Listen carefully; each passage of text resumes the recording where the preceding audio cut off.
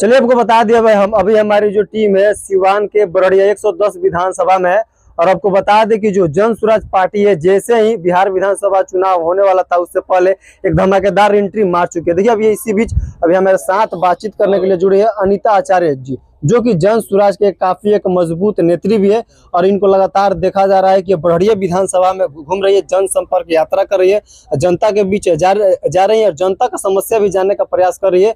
और आपको बता दें कि जो सिवान का जो इकलौता बरड़िया विधानसभा सीट है काफी हॉट सीट माना जा रहा है। और एक अगर मुद्दा की बात करो तो यहाँ पे बहुत सारे मुद्दे हैं, कुछ मुद्दों पर भी इनसे हम चर्चा करेंगे। मैडम बहुत बहुत पहले स्वागत है।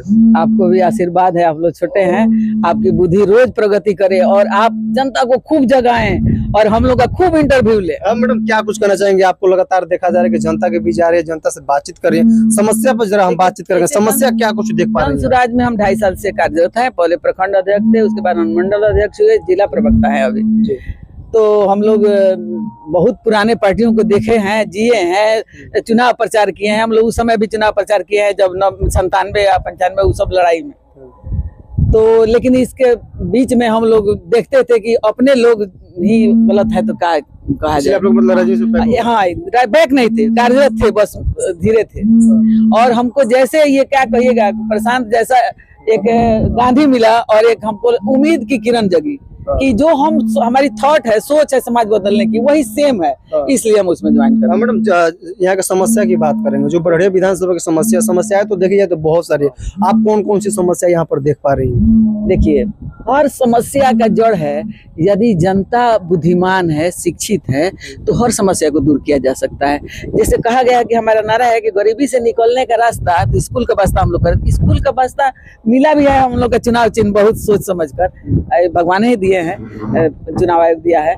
लेकिन देखिए, पढ़ाई ऐसी चीज है ना कि ज्ञान के आप भूखे भी है ना, यदि ज्ञानी है तो आप उतना विचलित नहीं होइएगा। सोचिएगा आज हम उपवास है, आपका पैसा कोई छीन भी लिया तो सोचिए चलो दान हो गया, समझ किसी की सहायता होगी। तो ये सब बुद्धि का परिणाम है।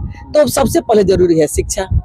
और हमारा जो फैमिली है टोटल, माने हमारे यहाँ तो 100% लोग शिक्षित हैं। और मेरे जो पिताजी ससुर थे वे ड्यूटी इंस्पेक्टर शिक्षा विभाग में ही। तो हम लोग के तो नस नस में है कि शिक्षा से ही सुधार हो सकता है। कुछ विकास में भी चर्चा कर रहे हैं, बरड़िया में क्या कुछ विकास हुआ है? क्योंकि हुआ है कभी, गोरिया कोठी से 15 साल हो गया अलग हुए, लेकिन हमको तो नहीं लगता। मैं तो 35 साल से 36 साल से देख रही हूँ, हमको तो कहीं नहीं लगता। आप इस बात को मानती है कि मतलब बरड़िया में बिल्कुल विकास नहीं हुआ है? बताइए ना, को कॉलेज खुला है, वो मैंने उसमें कंपनी कोई लगी है। लेकिन वहीं पर जो पूर्व एमएलसी टूना जी पांडे, जो कि बच्चा पांडे के जो बड़े भाई हैं, वे बताते हैं कि बरड़िया में इतना पहले विकास हुआ है अभी, ना कभी पहले हुआ था ना कभी फिर बाद में होगा। नाम मत लीजिए, वे लोग चुनाव जीते हैं, व्यवसायी हैं, उनको आप बुद्धिमान नहीं कह सकते हैं, धनवान है, उनको महान नहीं कह सकते हैं, उनको अच्छा माने प्रवक्ता भी नहीं कह सकते हैं। मुझे तो नहीं लगता कि उनको बोलना आता है। तो उनको टूना जी पांडे को नहीं कर रहे हैं, बच्चा जी को। टूना जी पांडे हेल्पर है ना, मैंने हेल्प करने वाले बड़े भैया हैं, तो उनको हम नहीं कहेंगे बड़े हैं। लेकिन बच्चा जी पांडे को तो बोलते हैं, तो हमको लगता है नहीं मुद्दा से कैसे वही सामने हो रहा है, उसी चीज को कैसे उनको समझ नहीं आता है कि जानबूझ के वैसा बोलते हैं। वो तो बताते हैं कि हम रोड का नेता नहीं, हम झोपड़ी के नेता, हम लोगों के बीच झोपड़ी में जाकर रोज झोपड़िए में रहते हैं, उसी में सोते हैं। बढ़िया के लोग देखते ही नहीं है। अब देखिए, हम बढ़िया की तो जनता मांग करती है कि दिखाई नहीं। अब देखिए कि क्या कर देंगे जी लोग। बढ़िया की जनता बच्चा पांडे को देख लेगी तो उसकी समस्या दूर हो जाएगी। उनको कोई मुद्दा पर बोलना आता है? नहीं कहेंगे, मन नहीं कहना चाहिए, आता है, लेकिन वो नहीं बोलता है कभी, न शिक्षा पर न रोजगार पर। बताइए कैसे जुआ हमारे भटक रहे हैं। कहा जाता है कि आपकी अगली पीढ़ी जो होती है वही जवाबदेही वाली होती है।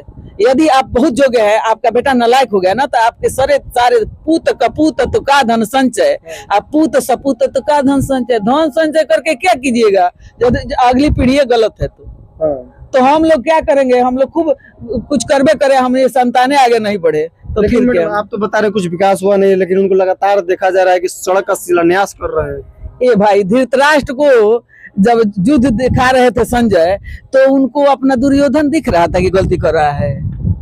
नहीं ना दिख रहा था। तो आप यदि जो लक्ष्य लेकर आए हैं तो हो सकता है उनका लक्ष्य पूरा होता होगा। यदि यही सोच कर आए हो कि इतना कमजोर बना दीजिए कि कोई आवाजें नहीं उठाए। देखिए, कहा गया क्या, कैसे हम क्या चलिए कहें। मैडम, अब बात करेंगे आपके पार्टी को लेकर।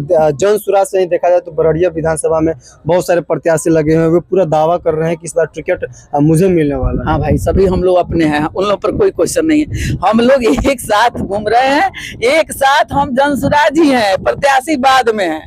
पहले हम लोग जनसुराजी है, हम लोग एक भाई बहन जैसे होता है वैसे हम लोग एक दूसरे की खिंचाई करते हैं, डांटते हैं, लड़ते हैं, एक साथ खाते हैं, रहते हैं, हम लोग में कोई भेद नहीं है। मैडम, जो प्रशांत किशोर जन सुराज के सूत्रधारक वे बताते हैं कि महिलाओं की हिस्सेदारी में बहुत ज्यादा संख्या में रहेगी और आप एक महिला है, तो क्या कहेंगे ऐसे में बरड़िया विधानसभा में क्या लगता है कि आपको टिकट? उनका शर्त है कि बिहार में 40 संसदीय क्षेत्र है, तो पहली बार ये इतिहास रच रहे हैं कि पहली बार कोई पार्टी 40 महिला उम्मीदवारों को टिकट देगी।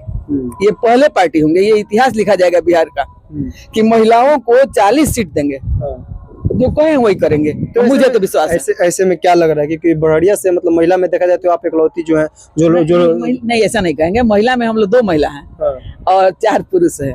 मतलब आपकी मतलब देखा जाए जन संपर्क यात्रा काफी जोरों शोरों से चल रही है। हाँ, तो हम लोग तो साथी थे, सब लोग हम लोग साथी हैं। देखिए, कहा जाता है ना कि एक हाथ माने हाथ के लौ उड़ाई, एक जगह हो गए तो बोझा।